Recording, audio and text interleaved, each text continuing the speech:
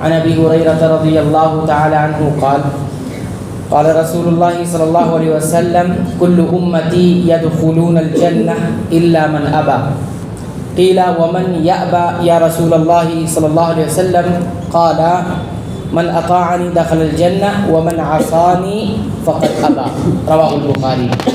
آپ حضرات کی خدمت میں صحیح البخاری کی ایک روایت پڑھی گئی ہے جس کے راوی ابو ہریرہ رضی اللہ تعالیٰ عنہ ہے۔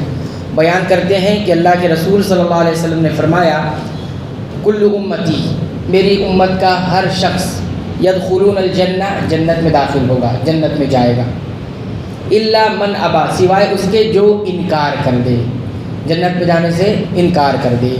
پوچھا گیا ومن یابا، کون ہے جو انکار کر دے گا؟ اللہ کے رسول صلی اللہ علیہ وسلم بتائیے وہ کون ہے جو انکار کر دے گا؟ تو فرمایا من اطاعنی، جو میری بات مان لے گا، دخل الجنہ، جنت میں داخل ہوگا، ومن عصانی، اور جو میری بات نہیں مانے گا، فقط ابا، تو یہی معنی ہے کہ اس نے انکار کر دیا جائے، فقط ابا، اس نے انکار کر دیا۔ صحیح البخاری کی اس حدیث کا ترجمہ آپ حضرات کی خدمت میں رکھا گیا۔ اس حدیث میں کئی ایک بات ہمیں معلوم ہوتی ہے۔ پہلی بات ہمیں یہ معلوم ہوتی ہے کہ اللہ تعالیٰ نے بندوں کو اس لیے پیدا کیا ہے تاکہ وہ بندے پر رحم فرمائے۔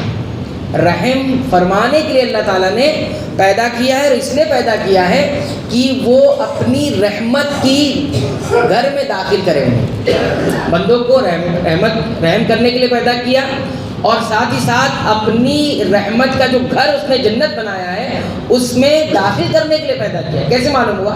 فرمایا کل امتی، میری امت کا ہر شخص یدخلون الجنہ، جنت میں جائے گا۔ مانا کیا ہوا کہ جنت میں جانے کے لیے پیدا کیا۔ تو پہلی بات یہ معلوم ہو گئی۔ دوسری بات یہ معلوم ہو گئی کہ رسول اکرم صلی اللہ علیہ وسلم اپنے رب کی جانب سے مبلغ بنا کر بھی بھیجے گئے۔ رسول ہیں اور اپنے رب کی جانب سے وہ کیا ہے؟ مبلغ ہے، یعنی رسول اپنے رب کے پیغام کو دنیا تک پہنچانے کے لیے مبعوث کیے بھیجے گئے۔ یہ دوسری بات معلوم ہوئی۔ کہاں سے معلوم ہوئی؟ فرمایا من اطاعنی، جو میری بات مانے گا، گویا اللہ کا جو پیغام میں نے لایا ہے اس کو مان لے گا وہ جنت میں جائے گا، اور جو میری بات نہیں مانے گا وہ انکار کرنے والا ہے۔ تو یہ ہوا، معلوم ہوا کہ اللہ کے رسول صلی اللہ علیہ وسلم اللہ کی طرف سے بھیجے ہوئے ایک مبلغ ہیں، رسول ہیں، مبلغ ہیں۔ تیسری بات کیا معلوم ہوئی؟ تیسری بات یہ معلوم ہوئی کہ جو اللہ کے رسول صلی اللہ علیہ وسلم کی بات نہیں مانتا، چاہے وہ قرآن کی شکل میں ہو، وحی متلو، یا سنت رسول اللہ صلی اللہ علیہ وسلم کی شکل میں ہو، یعنی وحی غیر متلو، دونوں کا انکار کرتا ہے، نہیں مانتا ہے، تو فرمایا اس نے اللہ کی رحمت کو ٹکرا دیا ہے۔ ہاں، یہی تو مانا ہوا۔ میری بات نہیں مانا تو کیا کیا؟ اللہ نے فیصلہ کیا کیا تھا کہ کہاں؟ جنت میں داخلے کا، اور وہ اللہ کی رحمت ہے، اور نہ مان کر کے وہ انسان کیا کر رہا ہے؟ اللہ کی اس رحمت کو ٹکرا دے رہا ہے۔ یہ تیسری بات معلوم ہوئی کہ اللہ کے رسول صلی اللہ علیہ وسلم کی جو بات نہیں مانے گا وہ اللہ کی رحمت کو ٹکرا دے۔ نمبر 4 یہ بات معلوم ہوئی کہ اللہ اور اس کے رسول کی مخالفت کرنا یہ جہنم میں جانے کا سبب ہے۔ اللہ اور اس کے رسول کی مخالفت کرنا، ان کی بات نہیں سننا، ان کی بتائی ہوئی تعلیمات پر عمل نہ کرنا، یہ سبب ہے کس چیز کا؟ جہنم میں جانے کا۔ تو جو انسان جنت میں جانا چاہتا ہے وہ اللہ اور اس کے رسول کی بات ماننا پڑے گا، اور جہنم میں جانے کے اسباب میں سے کیا ہے؟ اللہ اور اس کے رسول صلی اللہ علیہ وسلم کی مخالفت کرنا۔ نمبر 5 جو بات معلوم ہوتی ہے وہ یہ کہ انسان کی نجات دنیا میں بھی اور آخرت میں اس چیز میں ہے، رسول اکرم صلی اللہ علیہ وسلم کے بتائے ہوئے طریقے اور ہدایت کی اتباع کرنے میں۔ رسول اکرم صلی اللہ علیہ وسلم نے جو کچھ بتایا، سکھایا، سمجھایا، دیا، اسی کی اتباع کرنے میں ہی ایک انسان کی دنیا کے اندر بھی نجات ہے اور آخرت میں بھی نجات ہے۔ چھٹی بات جو اس حدیث سے ہمیں معلوم ہوتی ہے وہ یہ معلوم ہوتی ہے کہ بہت بڑی خوشخبری ہے ان لوگوں کے لیے اس امت میں کہ جو کیا کرتے ہیں؟ اللہ کے رسول صلی اللہ علیہ وسلم کے بات کو مانتے ہیں، چاہے قرآن کی شکل میں ہو چاہے سنت رسول اللہ کی شکل میں ہو۔ دونوں اعتبار سے جو مان لیتے ہیں ان کے لیے بہت بڑی بشارت ہے جنت میں جانے کی، اور وہ یہ ہے کہ سب کے سب جو ماننے والے ہیں وہ جنت میں داخل ہوں گے۔ داخل کون نہیں ہوگا؟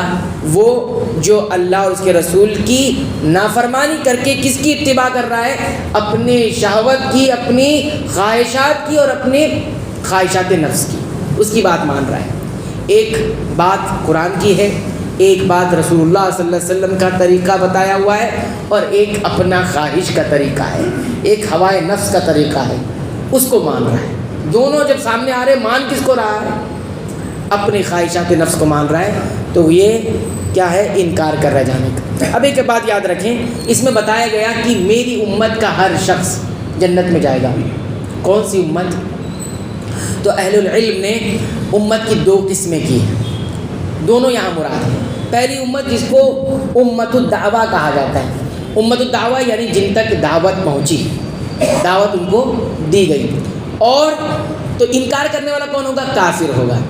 جو انکار کیا اس دعوت کا وہ کافر کہلایا۔ تو گویا انکار کرنے والا کون ہوا؟ کافر ہوا، یعنی اس دعوت کو قبول کرنے سے وہ رک گیا، تو گویا وہ انکار کرنے والا۔ تو انکار کرنے والا ہوا تو معنی یہ ہوا کہ وہ انکار کر دیا جنت میں جانے سے۔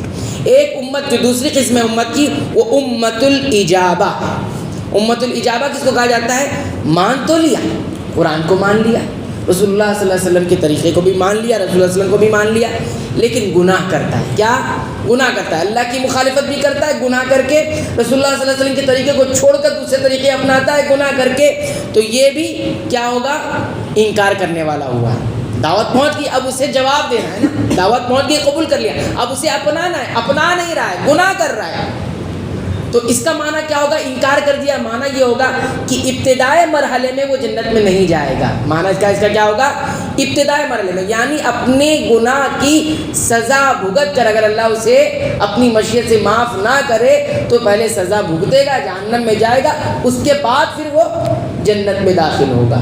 یہ دوسری امت کا، امت الاجابہ کا معاملہ ہے۔ لیکن امت الدعوہ جو ہے، جس نے سرے سے ہی انکار کر دیا، وہ تو بالکل بھی نہیں جانے والا، یعنی جنت میں ہی جانے والا نہیں بلکہ جہنم میں جائے گا۔ تو یہ چند باتیں اس حدیث سے ہمیں معلوم ہوئی۔ اللہ تعالیٰ سے دعا کرتے رب العالمین تو ہمیں اللہ اس کے رسول کی کما حق و اطاعت کرنے کی توفیق عنایت فرما، اور اس کے بدلے میں رب العالمین تو ہمیں جنت نصیب فرما۔ آمین۔ وآخر دعوانا الحمدللہ رب العالمین۔